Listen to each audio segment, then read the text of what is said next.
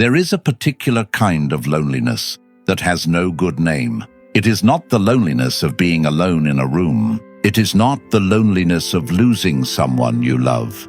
It is the loneliness of standing in a crowd of people, watching everything unfold in slow motion, seeing exactly what is about to go wrong, knowing who is lying, sensing who is in pain behind their smile, and realizing that no one else in the room sees any of it.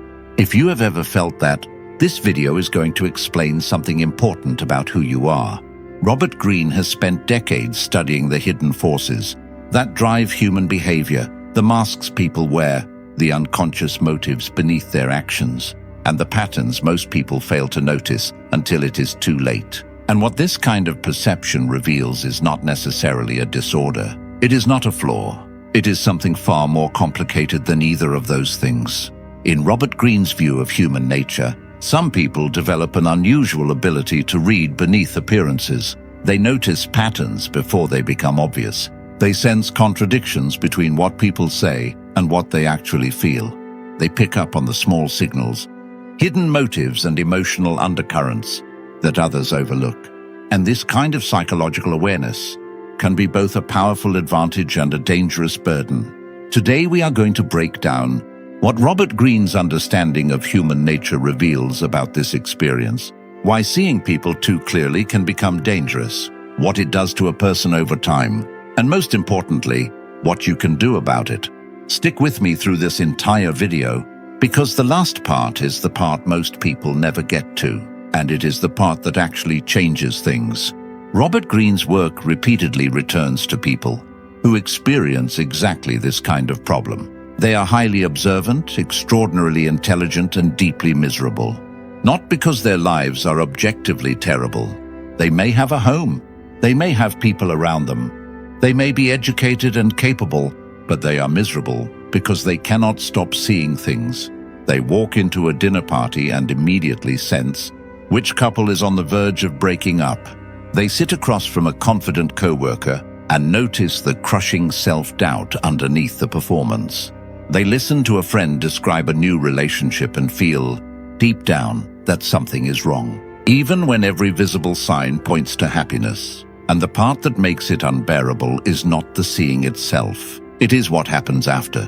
When they try to gently share what they notice, people push back hard.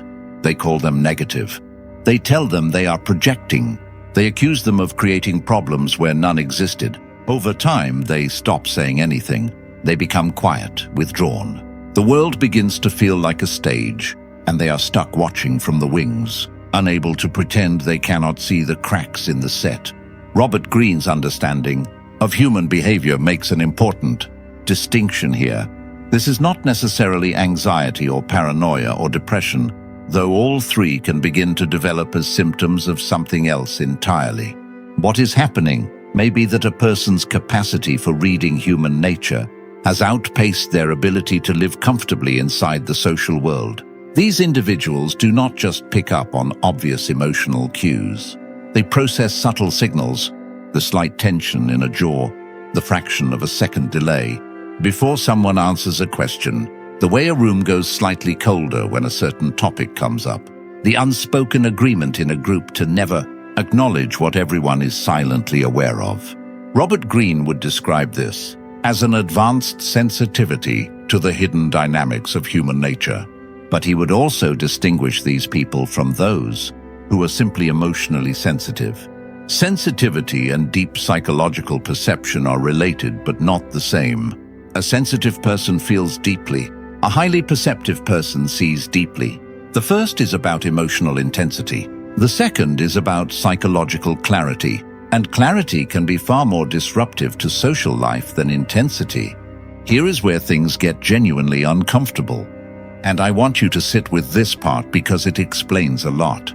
Robert Greene repeatedly shows how social groups, whether families, workplaces, friend groups, or entire communities, function partly through shared agreements about what will not be acknowledged. This sounds cynical, but it is actually just realistic. Every group has a certain amount of what you might call managed blindness. Nobody calls out every tension the moment it appears. Nobody voices every uncomfortable truth in real time. There is a collective, unspoken agreement to smooth things over, to let certain things go unaddressed, to maintain the surface so that cooperation can continue. This is not always dishonest. Sometimes it is simply practical. But here is the problem. A person who sees beneath the surface does not automatically participate in that managed blindness. They cannot. They notice the thing that everyone agreed not to notice, and they're noticing, even when they say nothing, changes the energy in the room. People can feel when they are being seen too clearly. It is uncomfortable in a way that is hard to articulate.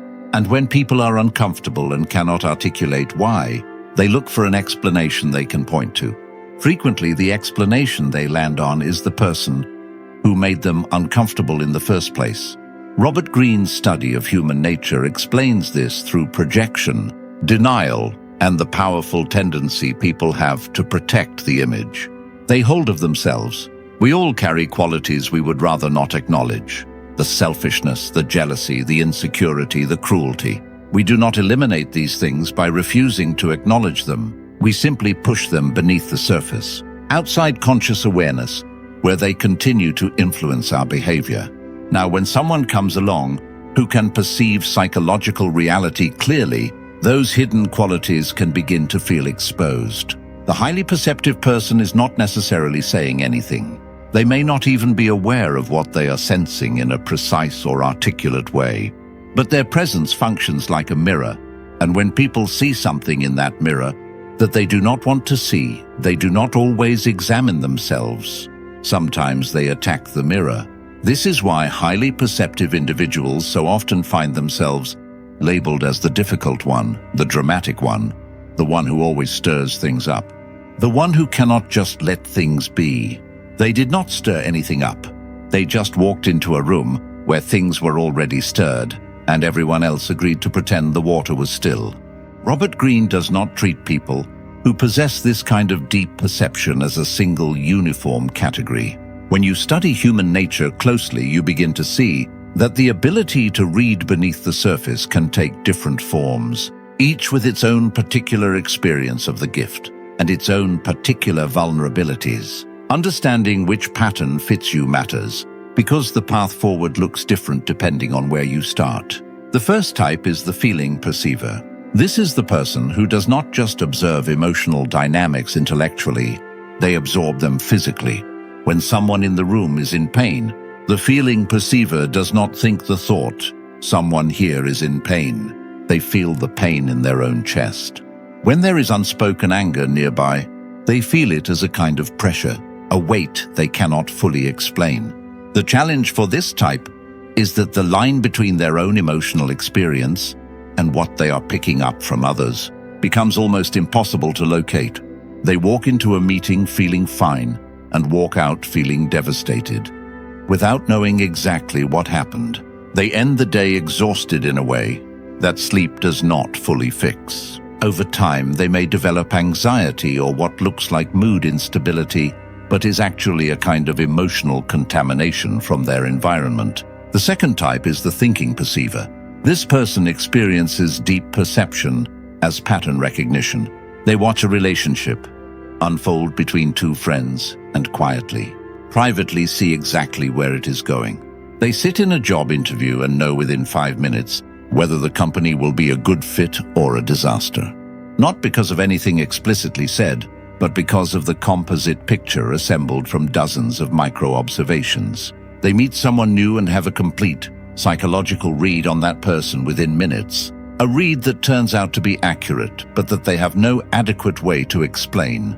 The challenge for this type is the anticipatory grief that comes with seeing outcomes before they arrive. They carry knowledge they cannot use, because the moment to act on it has not come, or because saying what they see would not be received. They often appear detached or cold, because they have already processed endings that other people are still living as beginnings. The third type is the somatic perceiver. This type registers psychological information through the body. They walk into a house and feel whether it is a happy or unhappy home in their bones before they have spoken to anyone inside it. They can sense fatigue and illness in other people before those people have consciously recognized it in themselves. They notice the physical tells of emotional states with a precision that is almost clinical. The challenge for this type is that the world is relentlessly loud on a physical level. Environments affect them in ways that can be genuinely disabling. Certain spaces, certain crowds, certain combinations of light or sound create a kind of overload that is hard to explain to people who do not experience it. They are often dismissed as oversensitive or high maintenance, without any recognition of what they are actually processing. The fourth type is the pure intuitive. This is the rarest and, in some ways, the most difficult to navigate. The pure intuitive receives vast amounts of perceptual information but lacks an organized internal system for sorting it. They know things without knowing how they know them. They have accurate, powerful impressions that they cannot trace back to any logical source. And because they cannot explain their knowing, they often doubt it or suppress it entirely. The challenge for this type is that, without a framework for their perception, they may spend years convinced that something is wrong with them, that they are irrational or unstable, when in fact they are receiving real and often accurate information that simply arrived through an unconventional channel. The problem is not necessarily that they see too much. The problem is that they have never learned how to organize, test, question, and properly use what they see. And this is where the real danger begins, because Robert Greene's understanding of human nature is not simply interested in describing the ability to see beneath appearances.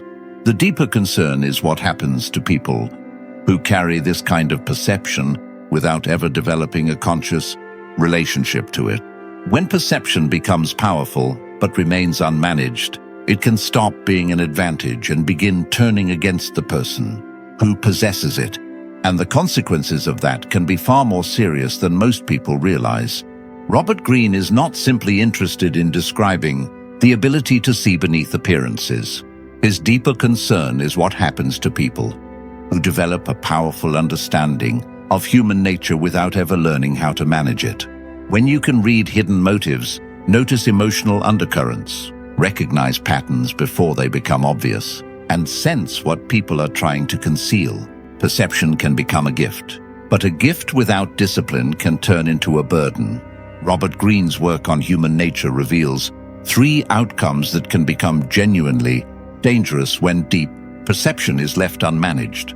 The first is chronic isolation, not the kind of isolation where someone chooses solitude because they value quiet. This is the isolation that comes from feeling fundamentally untranslatable. The person with unmanaged deep perception may spend their entire life surrounded by people while feeling like a visitor from a country no one else has been to. They learn to perform belonging without experiencing it. They become fluent in the language of ordinary social life, while feeling internally foreign to it. Over time, this creates a particular kind of despair, not the despair of acute loss, but the low, grinding despair of never quite being fully known. The second outcome is psychological destabilization. Robert Greene's understanding of human nature makes one thing clear: observation without boundaries can erode your sense of self. When you absorb other people's emotional and psychological states continuously, without a clear sense of where you end and others begin, the question of what is actually yours stops having an obvious answer. From the outside, this can look like depression, anxiety, dissociation, or emotional instability, but the underlying mechanism may be something more specific. It may be perceptual overload combined with identity erosion. Robert Greene would frame this as a failure to maintain strategic distance. If you are always entering other people's psychological worlds but never returning to your own center, eventually their reality begins to shape yours. You become too involved in the hidden dramas around you. You start carrying problems that do not belong to you. You become emotionally entangled with conflicts you did not create. The more accurately you see the pain, insecurity, manipulation, fear, and ambition operating around you, the more tempting it becomes to enter into all of it. But seeing is not the same as carrying. Understanding is not the same as absorbing. And if you cannot maintain that distinction, your greatest strength can become the force that destabilizes you. The The third outcome is the trap of believing that your clarity makes you superior. This is perhaps the most seductive danger of all. When a person sees patterns that others miss, and those perceptions are repeatedly rejected, one understandable response is to double down, to become convinced that you are uniquely clear-eyed in a world of the willfully blind, to stop offering insights as possibilities and start offering them as pronouncements, to shift from seeing to judging. Robert Greene would warn that this is the moment perception begins to corrupt itself. The moment you become identified with your own ability to read people, your ability to read them becomes less reliable. You stop being a curious observer and start becoming a judge. You stop asking, "What might I be missing?" and start assuming that your interpretation is the final truth. You begin to see every disagreement as proof that others are blind. Every rejection becomes evidence that people cannot handle your insight. Every failed prediction gets quietly forgotten, while every accurate one becomes proof of your special clarity. But certainty is dangerous. The most skilled observer of human nature understands that people are complex, that motives change, that circumstances alter behavior, and that no single interpretation can capture the whole truth of another person. The moment you believe you have completely figured people out is often the moment you stop actually seeing them. Your perception becomes contaminated by ego. You begin searching for evidence that confirms what you already believe. And instead of understanding human nature, you start using your supposed understanding to protect your own identity. Here is the part most people never reach, and it is the part that actually matters. Robert Greene's understanding of human nature is not pessimistic about people who possess this kind of deep perception. He has spent his work studying what happens when individuals learn to transform intense awareness into practical wisdom rather than allowing it to isolate or destroy them. The transformation is absolutely possible, but it does not happen by suppressing what you see. It happens by developing a conscious, disciplined relationship with it. Stage 1 is called recognition and separation. The first and most foundational step is learning to distinguish between what belongs to you and what you are absorbing from your environment. This sounds simple. It is not. For most people with differentiated perception, this distinction has been blurry for so long that the separation takes real sustained practice. Robert Greene's approach to human nature emphasizes the importance of observing yourself with the same objectivity you use when observing others. Consistent solitude, not as a permanent retreat from life, but as a daily practice of returning to yourself, can help create that distance. When you spend time each day in genuine quiet, without input from screens or conversations, or background noise, the absorbed material from your environment begins to settle. And underneath it, slowly, your own authentic psychological voice becomes audible again. A useful question to start asking yourself throughout the day is, where did this feeling come from? Is this mine? Did it arrive before or after I entered this room, spoke to this person, read this message? The practice of tracing the origin of your internal states is one of the most powerful tools for this stage of integration. Stage 2 is shadow work. This is the stage most people want to skip because it is genuinely uncomfortable. But Robert Greene's understanding of human nature makes one thing clear.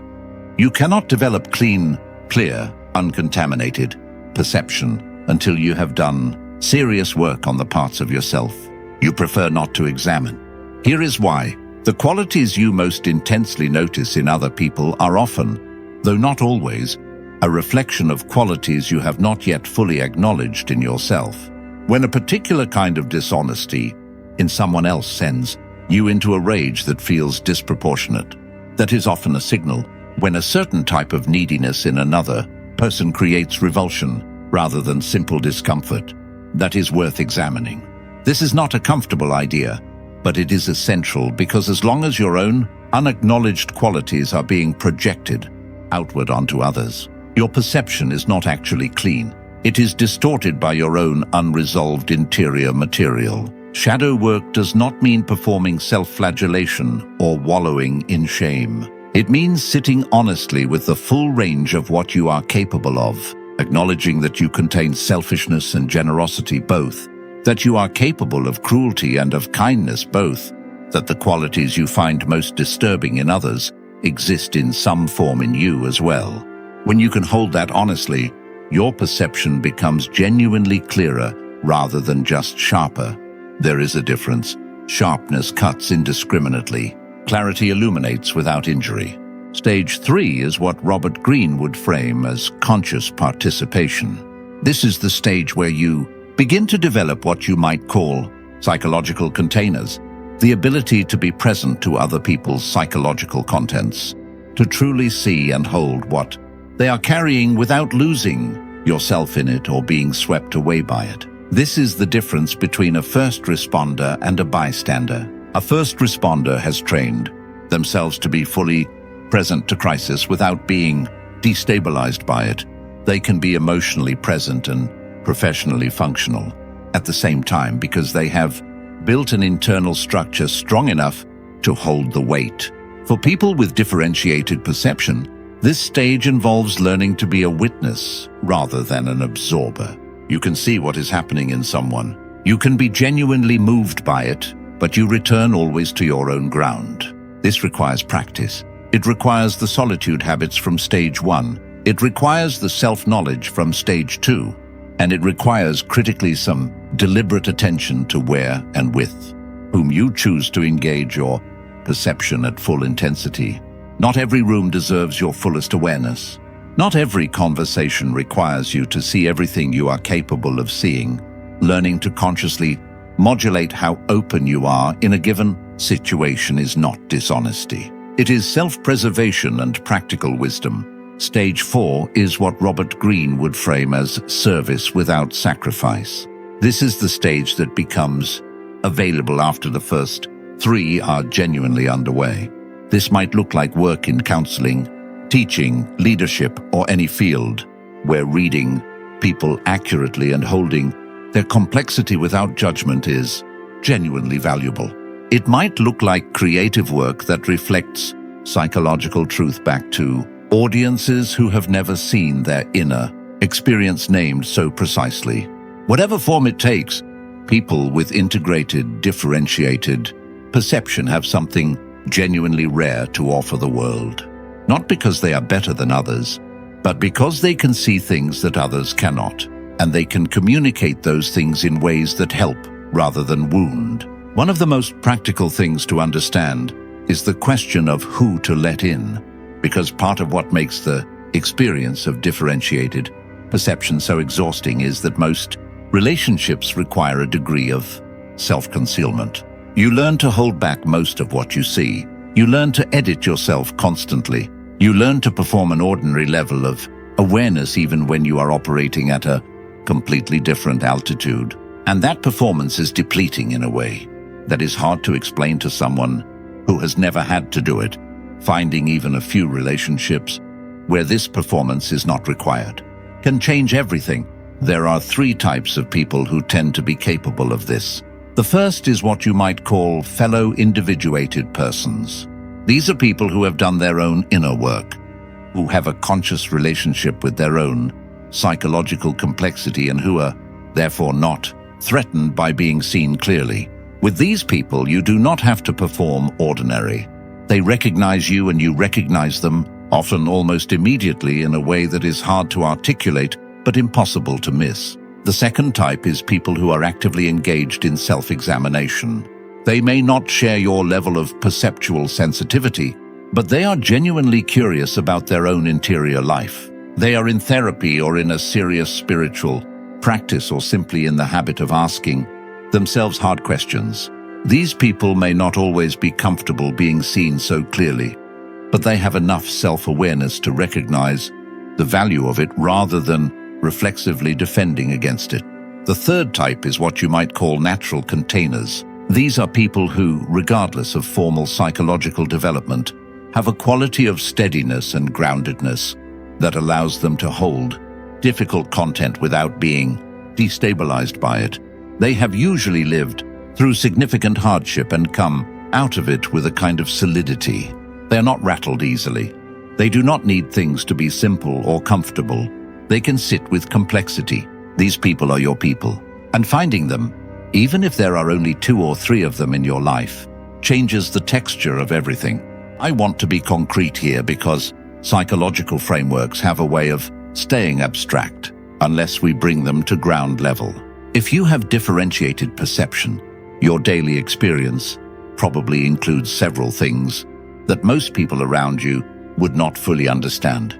You probably have a complicated relationship with gatherings, not necessarily social anxiety, though that may be present too, but a specific kind of fatigue that comes from being in rooms where a lot of hidden emotional and psychological dynamics are circulating. You leave parties or conferences or family dinners with a level of depletion that seems disproportionate to the activity.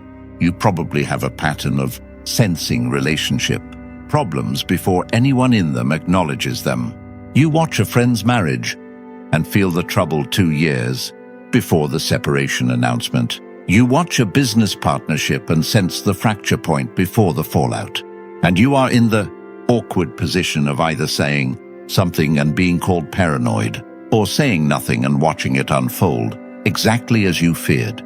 You probably have a history of being told that you are too intense, too sensitive, too much, that you read too far into things, that you make people uncomfortable, that you need to lighten up, be more positive, stop overthinking. You have probably spent a significant amount of your life quietly wondering if they are right. Here is what Robert Greene's understanding of human nature would tell you. They are not necessarily right. Often, people are responding to the discomfort of being seen more clearly than they are used to. That discomfort is real and understandable, but it is not automatically evidence of your malfunction. It may simply mean that your perception is noticing what others would rather leave unexplored. The question is never whether to suppress your perception to make other people more comfortable. The question is how to develop enough self-command that you can live with your perception without allowing it to live you. Robert Greene has repeatedly shown through his study of history and human nature that many of the individuals who eventually turned out to be right about something important were considered during their own lifetimes to be difficult, eccentric, or troubling. They saw things too clearly. They named what others agreed not to name. They refused or were unable to participate in the managed blindness of their time and place. This is not comfortable information. It does not mean that everyone who considers themselves a misunderstood visionary actually is one. The trap of believing that your clarity makes you superior is real, and it is a dangerous one. But it does mean something specific about the relationship between clear perception and collective resistance. The two tend to go together. Clarity that matters has often been unpopular before it became essential. Robert Greene's understanding of human nature suggests that people with integrated deep perception can serve a particular function in the larger human story. They often sense, before it becomes visible to the collective, the patterns that are not working, the unacknowledged tensions, the hidden motives, the psychological blind spots that a culture or a family or an organization is carrying and not dealing with. And they carry that awareness, often at significant personal cost, until the moment arrives when it can be received. This does not make them prophets, and it does not make them saviors. It makes them observers who are willing to travel mentally ahead of the crowd, noticing territory that others will eventually arrive at, not for glory, but because that is simply the direction their perception takes them. There is a version of this gift that destroys people. It is the version where you spend your life seeing clearly and suffering alone, absorbing everyone else's pain without adequate protection, being blamed for reflecting what others refuse to examine, and growing smaller and quieter until the gift is buried under enough accumulated exhaustion that you can barely feel it anymore. There is another version. It is the version where you do the work of integration, where you learn to distinguish your own psychological material from what you absorb from others, where you examine your own hidden motives honestly enough that your perception becomes clean instead of contaminated, where you develop the internal structures that allow you to be fully present to complexity without being destroyed by it, where you find the few people in your life with whom you do not have to perform ordinary, and where you learn to offer what you see in ways that serve rather than wound. That version is not easy. It requires genuine work over a sustained period of time. It requires more self-honesty than most people are willing to bring to anything. But it is possible. Robert Greene's work on human nature repeatedly returns to the same principle. Awareness without self-mastery can become a weakness, but awareness combined with discipline becomes power. The people who achieve that balance become something genuinely valuable. Not perfect, not without struggle, but increasingly capable of doing something that very few people in any given room can do, which is to see what is actually happening, hold it without flinching, and communicate it with enough skill and care that it lands as insight rather than injury. If you recognized yourself in any part of this video, I want you to hear this clearly. You are not too much. You are not broken. You are not automatically the problem in every room where problems surface. You may simply be a person whose perception is tuned to patterns and signals that most people around you do not consciously notice. And the work in front of you is not to weaken that perception to match the people around you. The work in front of you is to become equal to what you carry. That is not a small task, but it is yours. And Robert Greene's study of human nature makes clear that learning to understand what you see without becoming consumed by it is one of the highest forms of self-mastery. If this resonated with you, share it with one person who you think might recognize themselves in it. Those people rarely see their experience named this directly, and sometimes that naming is the thing that begins to change everything. And in the comments, I would genuinely like to know which of the 4 types do you relate to most? The feeling perceiver, the thinking perceiver, the somatic perceiver, or the pure intuitive? Leave it below. I read them all. I will see you in the next one.